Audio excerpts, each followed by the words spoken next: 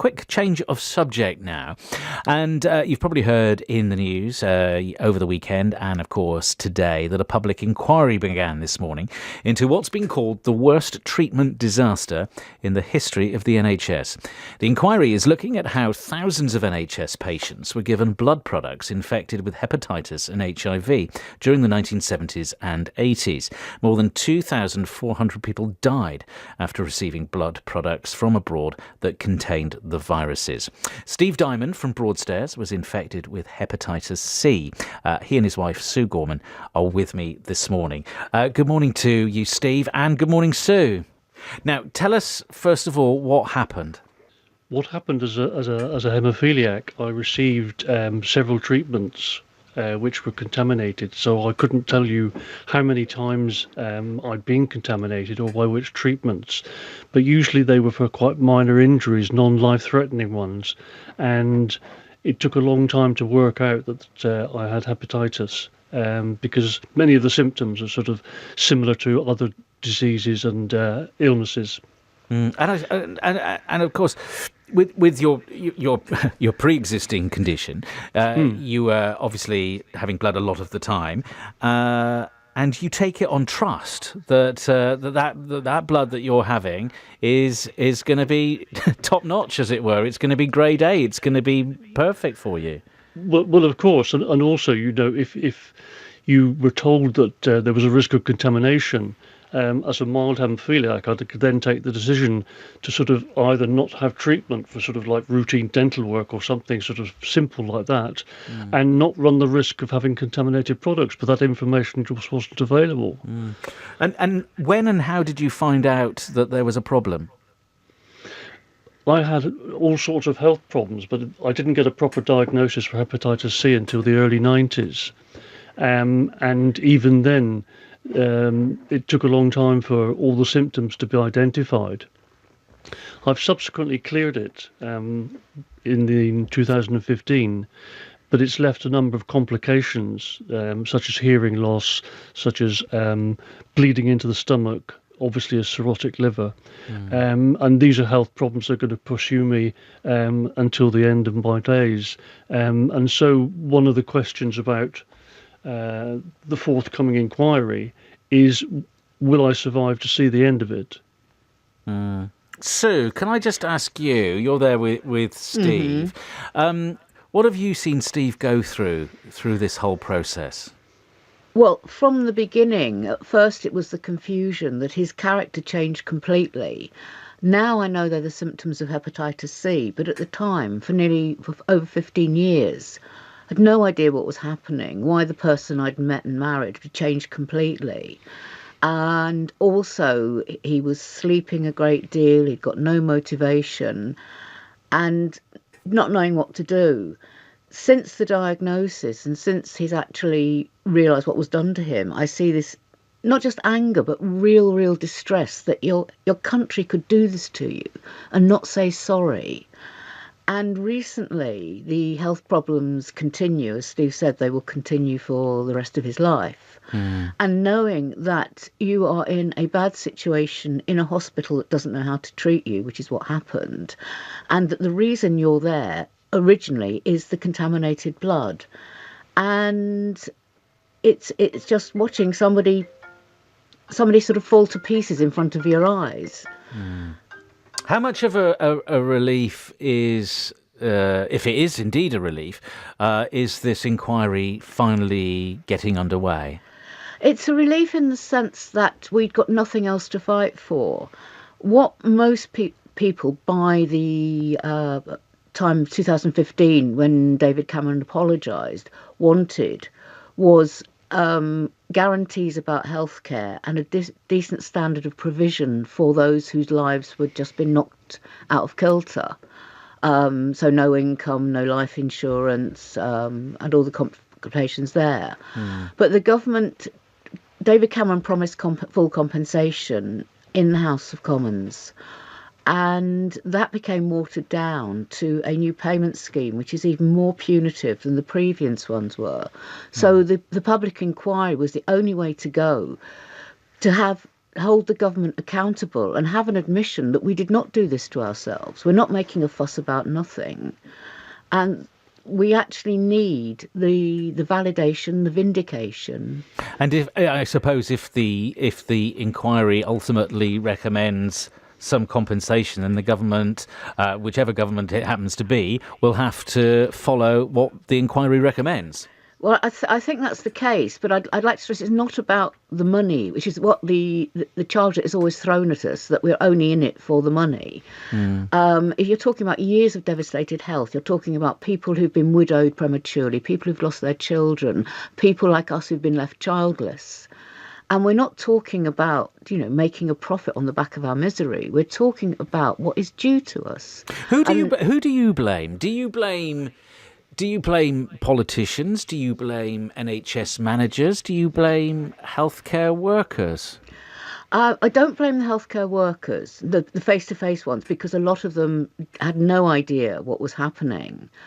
I would go back to what happened in France, where the heads of the blood policy unit and the politicians involved were all prosecuted, and some were found guilty and some did prison time. And it is a shared responsibility. But it is definitely an issue as to why, despite all the warnings that were coming from scientists from way, way back, nobody took any notice why they didn't increase the facilities for producing blood products in the UK, because they thought it was cheaper to import the plasma from the States. And we need to know why they did it. What is it about the haemophilia community that not only could they take those risks with their lives, but then treat them with such contempt for the next 30 years? Steve, we didn't do this. No. Sorry to interrupt. Sorry to interrupt, sir. I was just going to ask Steve. What you want to come out of this inquiry for you personally. Personally, is the people who colluded, whether it be drug companies, whether it be officials from the Department of Health, whether it be a whole range of government ministers, are held responsible. And that's made public. And whether the inquiry will have the courage to do that work thoroughly is a matter of a certain amount of trepidation this morning as it gets underway. Are you going to be involved in the inquiry? At some point, yes. Okay, and what are you going to say? I don't know yet. Work in progress. Yes, Very right. much so, yeah. I'm just practicing by talking to you. Well, I'm happy to help. Oh, you certainly are. Yeah, well, that's good. Do you think, and I'll ask this to both of you, actually. I don't mind who answers first and who goes second. But do you think that once the inquiry is over, that will be the end of it, that you can actually retire in peace? And obviously there's medical issues that are going to continue, but from a mental health kind of point of view, do you think that then that's it, you can close the book on it and get on with your lives? My real fear is that obviously there's a certain amount of information that's already been discovered. It's in the public domain. Campaigners have discovered it. The press and the media are covering the story very generously. My fear is that an inquiry will reveal the extent, the hidden part of the iceberg, if you like, of how badly the haemophiliac community were treated, and that, I think, will be distressing in many different ways. I think the other part of the answer is that there are scars that will never be healed. No inquiry result can give us the children we couldn't have, will bring back the dead for the bereaved families.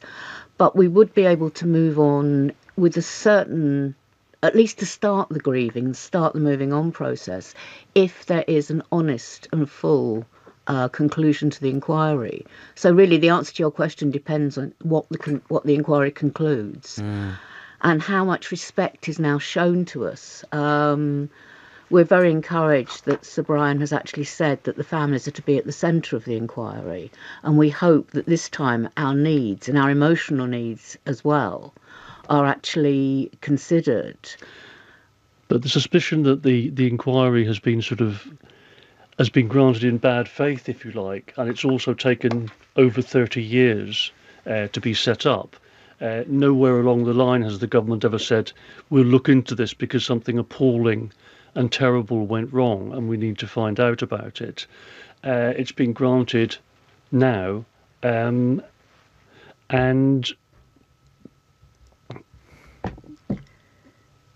It's okay. Take your time. I'm doing that. Yes.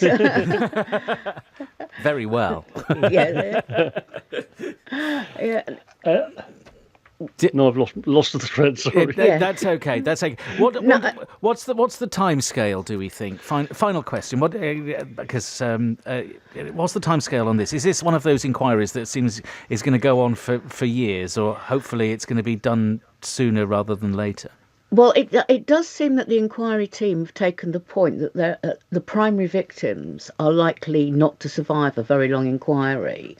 But part of the problem we're having in sort of dealing with the inquiry is it's so difficult to get any information. The latest we have is there are the 3 days of the opening statements this week. Then next year, at some point unspecified yet, as far as I know, the full hearings will start. And Sir Brian has said between 2 and 4 years. But people are dying. Since the inquiry was announced, over 90 people have died, have not lived to see it actually happening. And so I think there is a certain sensitivity to the fact that because it's waited so long, that the death toll is getting more rapid. But it very much, as I say, depends at the end of the day on how far the inquiry goes into looking at the truth, looking for the truth, and compelling people to actually remember what they did and said, confront what they did and said, and give us the honest answers. And I think the question that is on most of our minds is why. Well, hopefully the inquiry will do what it's supposed to do, and you will find out. Final and very short question because we're coming up onto the news. But Yes. Have you got a good support network around you? Have you got people to lean on through all of this? We've got the most fantastic community in the campaign group Tainted Blood, and we're an online community of necessity because there are 4,000 of us spread across the whole country. There aren't 4,000 in Tainted Blood, but we support each other because we can talk about things without having to explain. And that is actually one thing that has come out of this, is that we've all met the most fantastic people who care about each other because they know what each other's going through. We tried to sum up what we would expect from the inquiry in one word. Sue came up with peace. I came up with contrition. So we'll see what happens. Peace and contrition. Well, look, we wish you all the very best, the pair of you here, and everybody else involved who have gone through, well, unimaginable experiences over the years. But Steve and Sue, thank you so much, and I'm sure, hopefully, that we'll speak to you again as the inquiry continues. That's Steve Diamond and his wife, Sue, from Broadstairs.